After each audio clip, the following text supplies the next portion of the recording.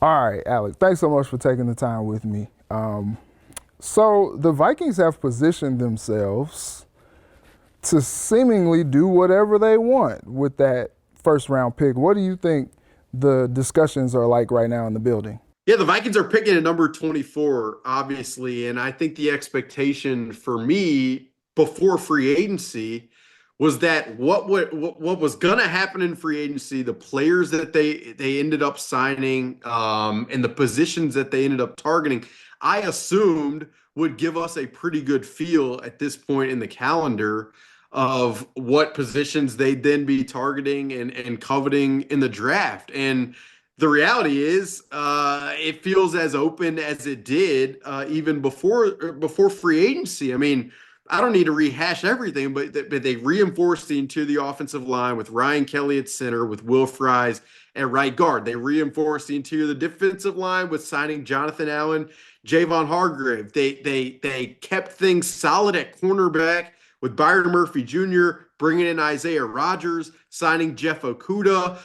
You could talk about like depth at receiver or other aspects, but for me, I mean, right now, if I were stacking it, I would probably say the likeliest route in my mind would be that the Vikings draft an interior of offensive lineman who could probably play immediately at left guard and then has the versatility to play at other spots in future years. I also think positions like interior defensive line, even though they signed Jonathan Allen and Javon Hargrave, to me, if you can get a young player who could learn behind those two and then potentially make an impact in the present and future, that is a spot that makes sense.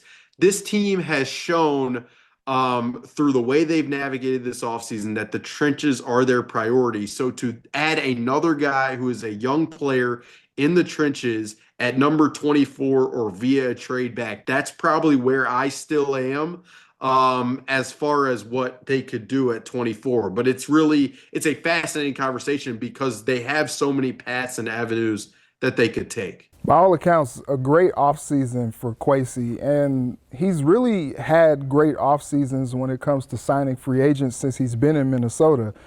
The drafting, I think, even he would say leaves a little bit to be desired. How much do you get the sense that he kind of wants to get it right this time, whatever they end up doing? Yeah, I mean, he definitely does. You've gotten that sense from him through conversations and people around him. You've gotten that sense through conversations. The unfortunate aspect of wanting this draft to be an exceptional period is they only have four picks right now. And that is obviously a byproduct of the decisions that they've made in past years, specifically the trade up for Dallas Turner in the first round of last year's draft. And I don't think you ever want to put more pressure on one draft than it needs to be. But when 2022 played out the way it did, where the Vikings traded down from number 12 to number 32, and they drafted players at the top like Lewis Cine, Ed Ingram, Andrew Booth, and Brian Asamoah, where only one of those guys remaining on the roster, and Brian Asamoah, who was a special teams player. That was a big first draft for them. 2023, you give them a lot of credit for finding Jordan Addison at the top. And then last year in 2024 remains to be seen, obviously. And if JJ McCarthy is what I think everyone in this town wants him to be, then what happens with these four picks, you can feel much more comfortable if you get the quarterback right. So it's definitely an important one, as all of these are, because as you mentioned, if you think about the other aspects of the way that Kwesi has navigated building rosters through the first 3 years, I mean, he's found young players who have contributed. He has definitely navigated free agency, signing guys with upside like Jonathan Grenard, like Andrew Van Ginkel, like Blake Cashman. I mean, the list really goes on. So if they can start to really do what you have to do to sustain competitiveness for a long period of time, hit in the draft, then it gets really difficult to poke holes in just the team building kind of strategy that they've taken over the last few years. And look, you probably don't have the answer to this, but I know it's a lot of chatter when we're in the building, and it was a lot of chatter the last time we talked to Kwesi. Do you feel like his drafting or what's going to happen in this draft somehow is going to influence him getting a deal and is a reason why he doesn't have a deal, even though they already got Kevin O'Connell done? Yeah, so we at owners meetings in West Palm Beach, the beat writer spoke to Mark Wilf, who's obviously one of the co-owners of the organization. He was pretty definitive in responding to a question about Kwesi Adofo-Mensah's lack of extension. He said, you know, we want to get it done. It's a priority for us. He said not to read anything into the fact that Kevin O'Connell was extended as quickly as he was, but until that deal gets done, it's going to raise questions. Like there are questions to me about, well, what would the length of Kwesi Adofo-Mensah's deal look like? Would they pair it up with the extension that they agreed to terms with Kevin O'Connell? And then what does the money look like for the extension, and how does what the Vikings want to pay Kwesi Adofo-Mensah compare to the rest of the market? To me, those are more the questions that are relevant to the present than the success that they have with these 4 picks. But I mean, there's no question that to find guys in this draft who could be instant impact players would be a nice boon for Kwesi Adofo-Mensah in terms of inspiring confidence from the fan base, inspiring further confidence from ownership. It would just offer more reasons to believe in the long-term vision and in the football personnel staff, which Mark Wilf admitted they already readily believe in. But I think, and that's where you get into the conversation about this draft, about potentially trading back, about what positions they take in certain spots. For me, the way I've tried to frame this, because I think it's that the way to frame it is they have to find value with the players they pick in this draft, whether they're picking at 24, whether they trade back to 30, whether they have 4 picks, whether they have 8 picks. They need to find players on offense and defense who are young players who could be pivotal pieces for the future, because you just look at this roster, it's an older roster and it's a talented roster, but you can't continue to sustain winning in the future without youth who is very cost effective and who can really provide value for you on the meaningful sides of the football. Okay.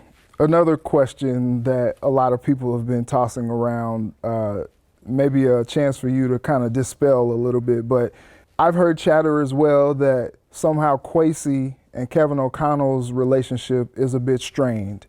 Maybe, Kevin's making a little bit more of the personnel decisions over Kwesi right now. Do you have anything to add to that discussion? Well, I'll say this. It's a relevant question to me because of some of the decision-making you've seen recently in the NBA.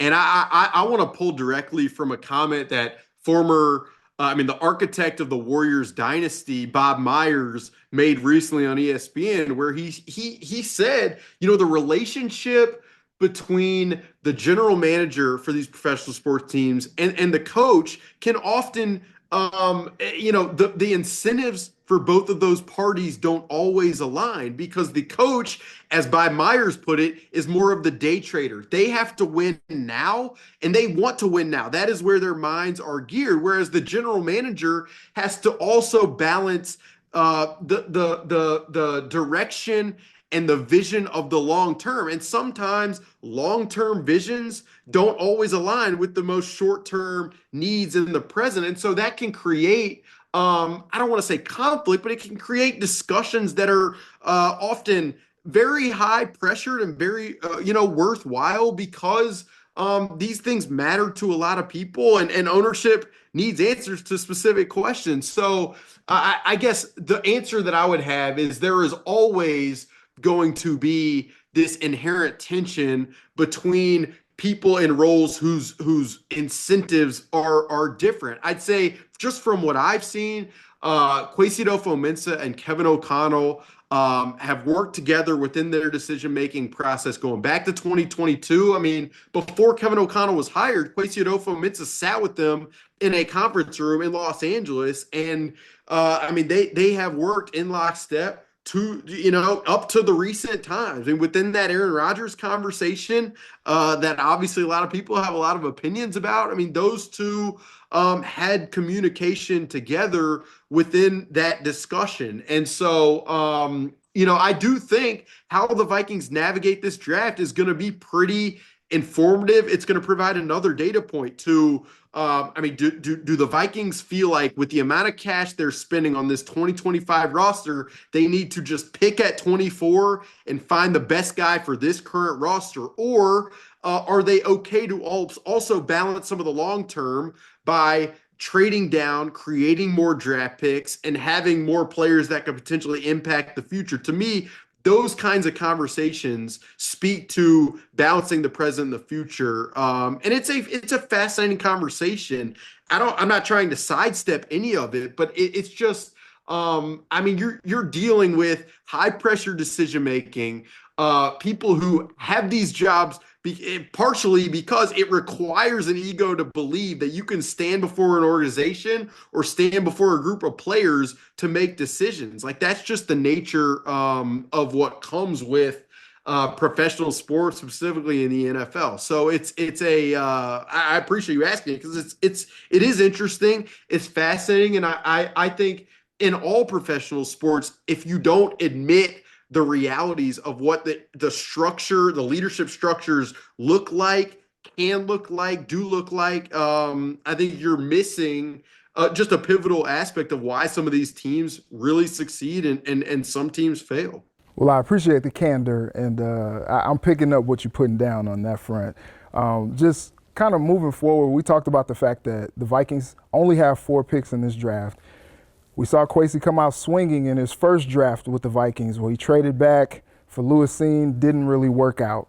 Is there a world where you feel that the Vikings will trade back again because they want to get more value or they want to try to add more picks? Yeah, I mean, I definitely think it's a possibility. And a lot of it may be dependent on which players are available to the Vikings at number 24. If there are players on the interior offensive line or interior defensive line that the Vikings are just absolutely in love with, that they can get at 24, it'd be pretty hard to move back. And if they think they can move back and still get one of those players, it'd be pretty hard not to move back. So I really think, I often say when I covered baseball, Major League Baseball, people used to get mad all the time of why didn't they trade this guy? Where it's like, if you don't know the trade offers that were on the table, it's hard to get mad about a team not trading a player or a team choosing to stay with the player. So for me, it's like to analyze a potential trade back without knowing which players are available to the Vikings at number 24, it's pretty difficult. I'd say if draft night comes April 24th and the Vikings are picking at 24 and you hear the whatever ring that they provide on the screen, and the Vikings have now traded back to 30 or to 33, I wouldn't be absolutely shocked. And I think the Vikings will have done that, believing that they can then pick multiple starters in this draft and that there would be a player there with their first pick that they would feel just about as comfortable with as they would have at 24. Just maybe not a receiver. Moving on. Last one from me, Alec.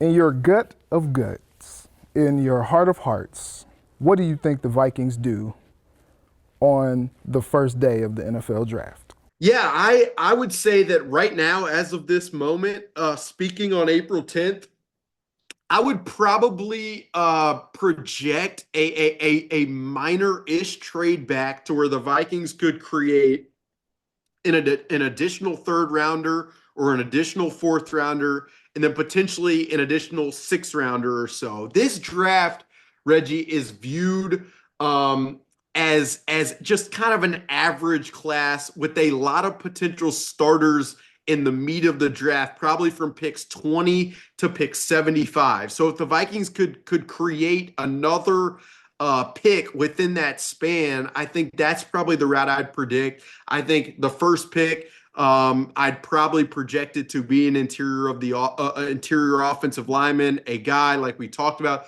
who could play left guard in the immediate, gives you a lot of confidence in your offensive line with Christian Darrisaw, potential draftee, Ryan Kelly, Will Fries, and Brian O'Neill.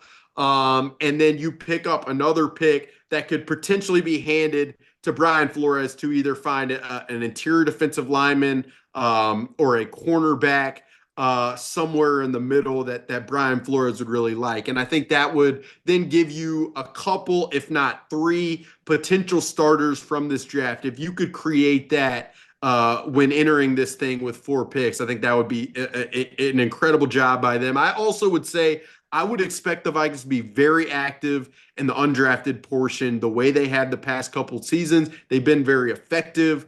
I know, speaking to a lot of agents throughout the industry, a lot of them want their players to end up in Minnesota because of the culture they built. So it's going to be pretty interesting to see once we get through the duration of that period, including the UDFA portion, how many players they end up with, and how many of the types of guys they really want to find. But trenches is still where my mind is at, even after free agency. Just putting you on the spot here. You got a draft crush this year? I have multiple players after watching the film that I like. I always say I am not an elite film watching mind, but the one guy that I really like, and I think the Vikings do as well, is a North Dakota State product, and his name is Gray Zabel. He played left tackle there this past season, but he's bounced around the offensive line. He's a very athletic player. He went down to the Senior Bowl in Mobile, Alabama, and had arguably the best week of any prospect down there. He's really viewed now, I think, as a first-round type of talent who could play left guard in the immediate, maybe a center in the future.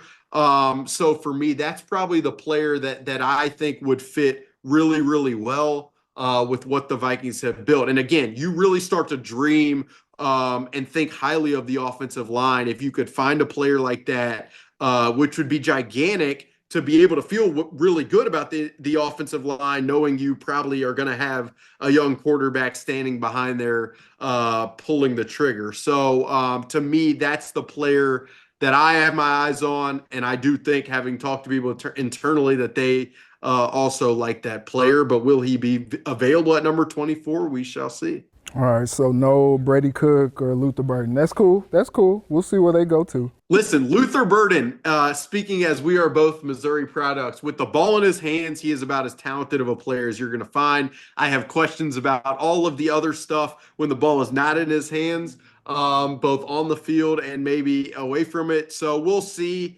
Brady Cook is a stud of a player, but the Vikings, as you know, Reggie, are not in need of a quarterback. I don't know. You never know. That Kevin likes to stack them up. There's no question. If Kevin O'Connell could have 8 quarterbacks on the roster, he probably would. Unfortunately, I don't see a path to making that happen. But I mean, all drafts are fascinating and fun and interesting, and the anticipation is great. But when a team only has 4 picks, how they're going to creatively try to find enough youth and young impact with that allotment is something that I'm looking forward to seeing how they try to navigate. Alec, thanks so much for taking the time. Appreciate it. Always, Reggie. Appreciate you having me. Absolutely.